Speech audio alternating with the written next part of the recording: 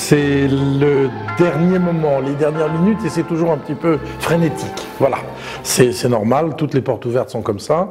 Et je veux dire, cette année particulièrement, parce qu'on sent une vraie ferveur. Je pense que c'est lié évidemment à ce qui nous a touchés tous il y a un mois.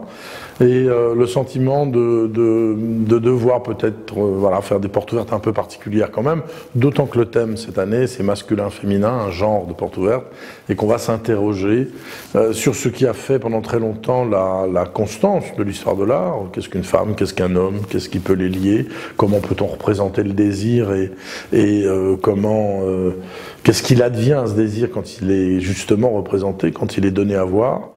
Donc c'est la salle qui nous est attribuée, donc on a chacun, enfin toute la classe, hein, un espace de travail pour pouvoir réaliser les différents travaux qui sont demandés pour les cours. Et donc aujourd'hui, bon, pour les portes ouvertes, on s'est installé chacun à un endroit avec différentes productions, tout le monde a un peu mis des travaux de cours et des travaux un peu plus extérieurs ou personnels. Donc ça crée une dynamique sympa d'avoir vraiment un large panel de boulot, quoi. Chacun choisit un endroit où s'installer, mais faut réussir à coordonner les choses pour faire quelque chose de concret, d'intéressant, créer quelque chose d'agréable pour les gens qui viendront visiter l'école. En tant que première année, justement, avec notre classe, on est en train de justement installer quelques travaux qu'on aurait pu faire avant de rentrer à l'ISBA, qu'on aurait présenté éventuellement au concours et aussi qu'on continue de travailler en dehors de l'ISBA ou en cours. Voilà. Pour ma part, ça fait la deuxième fois que j'expose dans le Jura déjà, donc pour les portes ouvertes, c'est la troisième fois. Voilà, mais après, c'est l'occasion pour certains d'être exposés pour la première fois, justement. Il y a des gens qui viennent en famille, il y a des gens qui sont habitués aux expositions, d'autres pas du tout. C'est l'occasion d'ouvrir un peu les portes et puis de montrer ce que des élèves peuvent faire, ce que des gens expérimentés peuvent faire. Et il y a de tout, il y en a pour tous les goûts. Disons qu'on s'est réunis une bonne vingtaine sur une quarantaine à peu près qui étaient intéressés.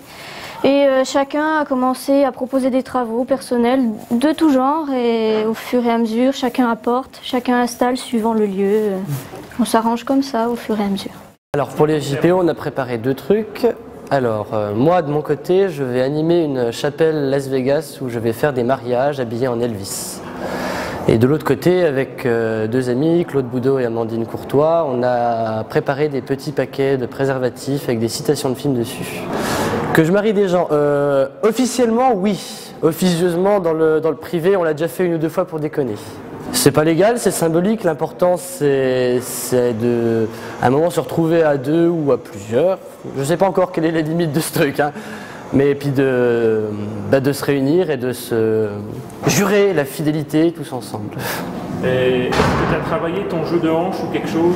Non, j'ai décidé de faire Elvis en fin de vie parce que le costume est trop grand, donc je vais avoir un gros ventre et une difficulté à me mouvoir. Donc j'aurai l'air d'un vieux et gros Elvis. Là, donc, on est en salle de 4e et 5e année communication. Donc ici, c'est tout ce qui concerne communication visuelle et design graphique. Et spécifiquement, à l'occasion des journées portes ouvertes, on est en train de monter une installation typographique qui parle du genre, par analogie avec la typographie en fait. Donc là, on est en train de finaliser ça. Elle peut monter à une telle hauteur. Ça a une symbolique qui est en rapport avec le pouvoir, c'est une installation parallélépipédique à angle, etc. Donc il y a une certaine idée de la raison, de la mesure géométrique. Donc ça parle de la norme, symboliquement.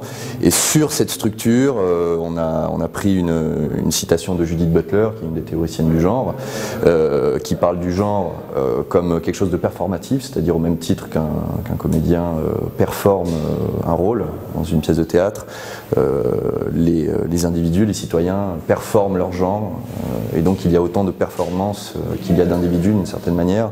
Alors on est des anciennes de l'école, on a passé notre diplôme en juin dernier, et en fait on passait beaucoup de temps à discuter de ce qu'on faisait dans nos boulots respectifs, et du coup on n'avait pas envie que ça se termine. Et du coup, on a voulu créer un collectif. On est 6 en fait dans le collectif. Non, même 7. On est 7 dans le collectif. Il y en a une qui ne peut pas être là aujourd'hui. Là, c'est la première pièce, elle est sonore, mais elle fonctionne avec la pièce qui est juste à côté. Et ce sera une performance qui va durer pendant 4 heures, le temps des JPO. Voilà. Et on continue notre mode de fonctionnement, de communication, qu'on était loin chacune les unes des autres. On parlait sur Facebook et on continue à parler sur Facebook tout en étant rassemblés. Ouais, voilà. C'est une discussion silencieuse. C'est vraiment les deux qui ne vont pas l'une sans l'autre. Et donc là, en fait, on a vraiment pour expliquer vite fait, on a vraiment donc chaque enceinte représente une personne. Là, on entend les bruits, mais nous, on n'est pas présente. Alors qu'à côté, ça va être une performance où nous, on sera présente, on sera en train de parler, mais comme on sera en train de parler à travers Facebook, qui en fait est notre moyen de communication de tous les jours, et ben, ce sera silencieux. Ouais, la difficulté, ça va être de pouvoir parler comme on parle de manière orale, mais à l'écrit. Et donc ça va être... Parce que généralement, on formule des vraies phrases, etc. quand on est loin, et parce qu'il faut se rendre compte de l'ambiance dans laquelle on est. Et là, ça va vraiment être essayer de parler comme là, maintenant, mais sur un clavier, et en faisant toutes les intonations, peut-être les onomatopées aussi qui peuvent venir, quoi.